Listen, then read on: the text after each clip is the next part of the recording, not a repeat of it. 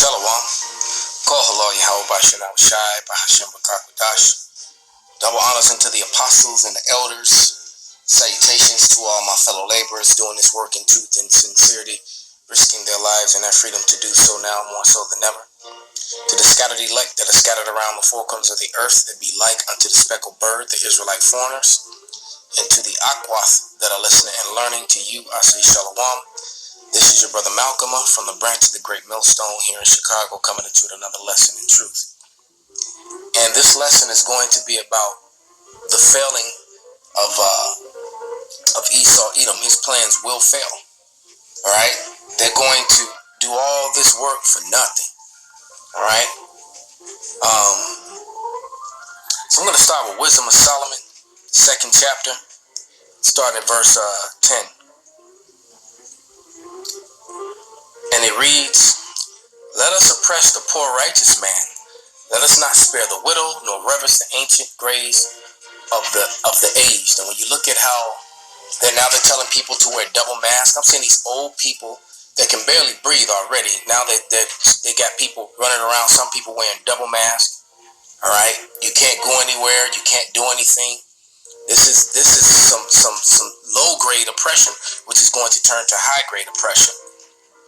You know, I did see the video of the European woman. I don't know if she was going into Canada or she was coming into America, but her son tested positive, her young son, and he tested positive for that stuff, and they took him into an internment camp, and they gave her no information, and she just started recording the whole thing, and she just wanted to know where they were taking him, how long they were going to take him, and she professed that they took him against his will and against her will.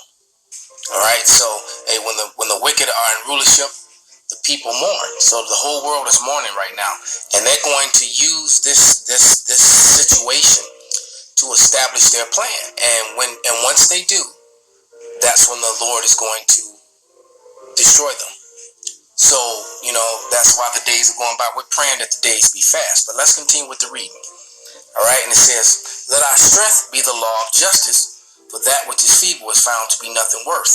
All right, I personally have been going through this court issue where I beat the opposition in court, and they didn't even show up to court because they had no defense. And this is a major billion-dollar industry. They did not show up to court. The judge was confounded, and you know what? The judge is just sitting on it, getting all these messages from the court deputy that my case is in her queue, to be ruled over, and we're going into the 6th month now.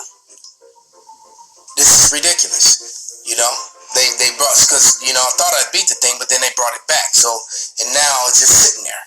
It's crazy. I've never seen anything like this, but this is what we're talking about. Once you beat them and expose them, then they just say, well, we have all the guns, we're the government, so to hell with it if we're wrong, we're just going to do what we want to do anyway. So once again, let our strength be the law of justice, for that which is feeble is found to be nothing worth.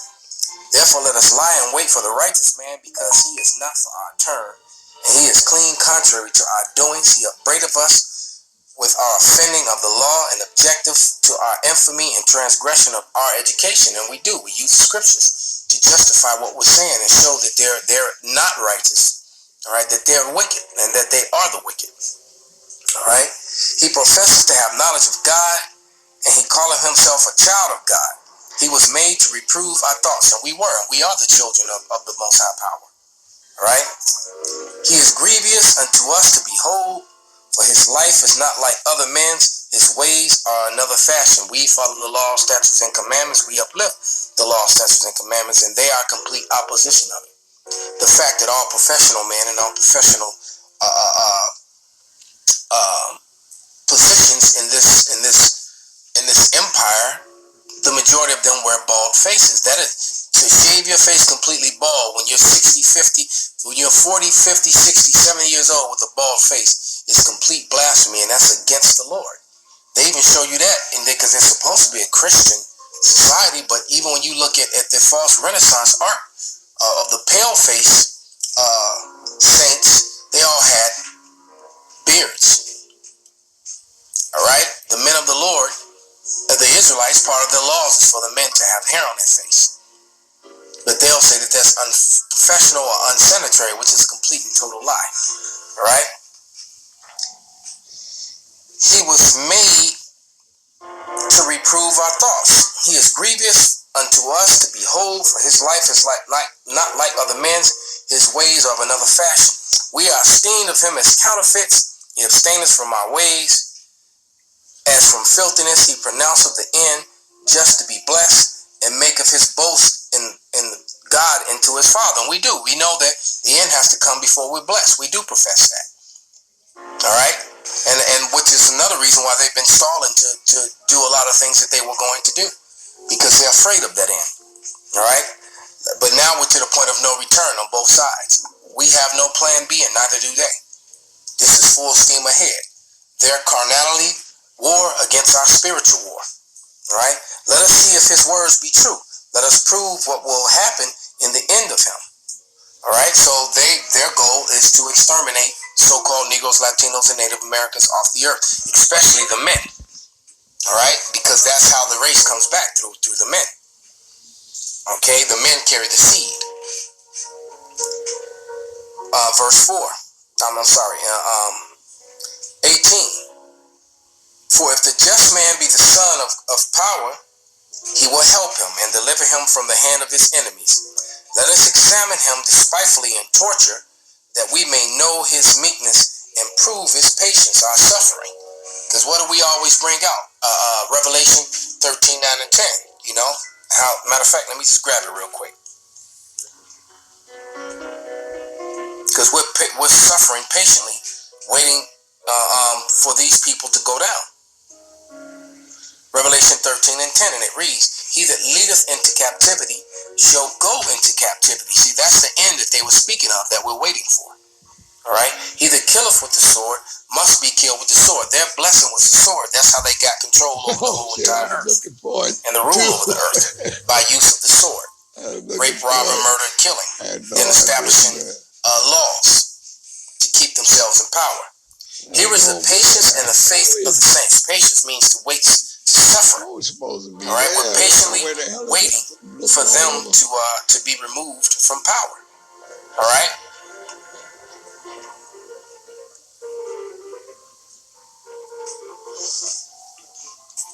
It says, do you have a lighter? Let us condemn him with a shameful death.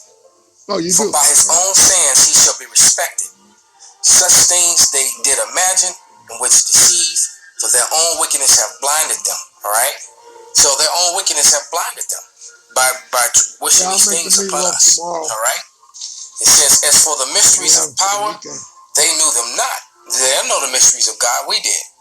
All right? We were given the understanding of the mysteries, all right, which are being brought forth, which they're trying to desperately come against by they demonetize truthers videos, and then they just outright shut down our channels when we bring out historical proofs and knowledge and wisdom of the scriptures. They try to block it. It says,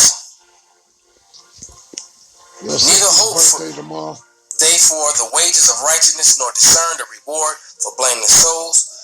For God created man to be immortal and made him to be in the image of his own eternity. So that's what comes. When they begin to strike us down, the immortality comes. Let's go to Wisdom of Solomon, the second chapter, verses 3 through 6. And it reads, which being extinguished, our body shall be turned into ashes, and our spirit shall vanish as soft air. And our name shall be forgotten in time, and no man shall have our works in remembrance. Our life shall pass away as a trace of a cloud, and shall be dispersed for as a mist that is driven away with the beams of the sun and overcome. Salakia, I'm reading verse 2. That I'm meant to be in 3. Salakia. 3, 1 through 6. Salakia. Wisdom of Solomon 3. But the souls of the righteous are in the hand of God, and there shall be no torment touch them. And there shall no torment touch them. In the sight of the unwise, they seem to die, and their departure is taken for misery. So it's